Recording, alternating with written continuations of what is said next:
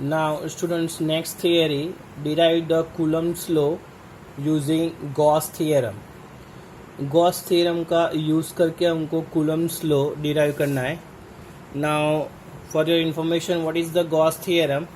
So according to the Gauss theorem, total amount of the flux which is equivalent to the Q upon E naught, जो हमने last theory में देखा था, right? According to the Gauss theorem statement, total amount of flux is equivalent to the Q upon E naught. ये theorem हमको use करके Coulomb's law derive करना है. And what is the Coulomb's law? You know students, Coulomb's law means the force. जो Coulomb's law जो है means force का equation हमको जो है वो derive करना है, right? Now if we consider the point charge, right, and we can place the charge Q. ये पॉइंट चार्ज कंसिडर किया. So around the point charge the symmetrical electrical field for the close surface we can consider the spherical Gaussian surface, right? ये हमने देखा था. It's a spherical Gaussian surface, right, having the radius R. ये जो radius है हमने consider किया हुआ है R, right, from the center O. Now we can consider the smaller area. ये जो है हमने small area consider किया, right? What is the direction of the smaller area?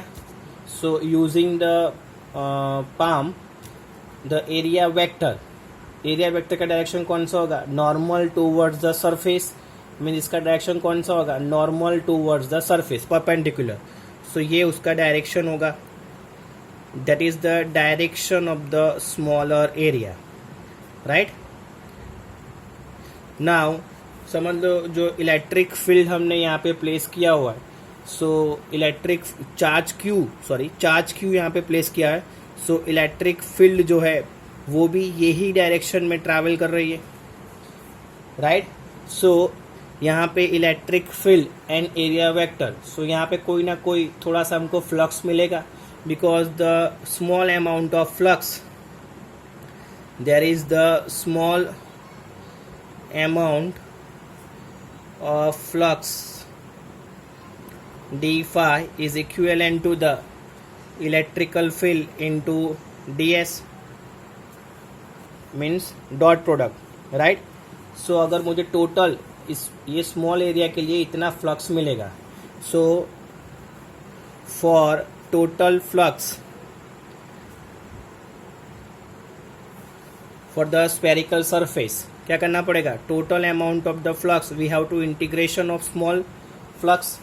so integration total amount of flux is equivalent to the integration of d phi की जगह पे मैं इसको बोलते हैं इक्वेशन नंबर 1. सो d phi की जगह पे इलेक्ट्रिकल फील्ड डॉट ds लिख सकता हूँ. सो electrical field dot ds, clear? Now total amount of flux, which is according to the Gauss theorem, total amount of flux is equal to Q upon E naught. So you can apply the total amount of flux Q upon E naught is equivalent to the electrical field integration of the ds, right? Integration of ds, it is the indicate total surface area. It is indicate total surface area. किसका area? For the spherical Gaussian surface. So total surface area कितना होगा? जो हमने last time देखा था 4 pi R square, right? So इसकी जगह पे Q upon E naught is equivalent to the electrical field into 4 pi R square लिख सकता हूँ, clear?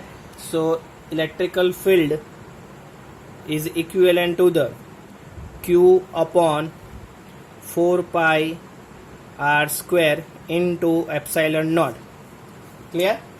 And students, you know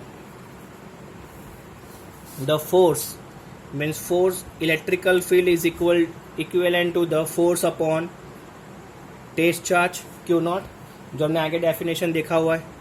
So we can write down force is equivalent to the electrical field into Q naught, clear? Okay, so what is the electrical field यहाँ पे हमने जो लिया हुआ है, so force is equivalent to the, एक electrical field की जगह पे हम लोग ये रख सकते, right. So 1/4 pi epsilon naught into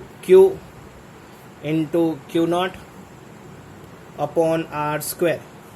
so force is equivalent to the Q naught upon R square. It is the Coulomb's law, right? It is indicate the Coulomb's law. So using Gauss theorem, जो Gauss theorem का statement हमने use करके Coulomb's law है जो derive कर दिया.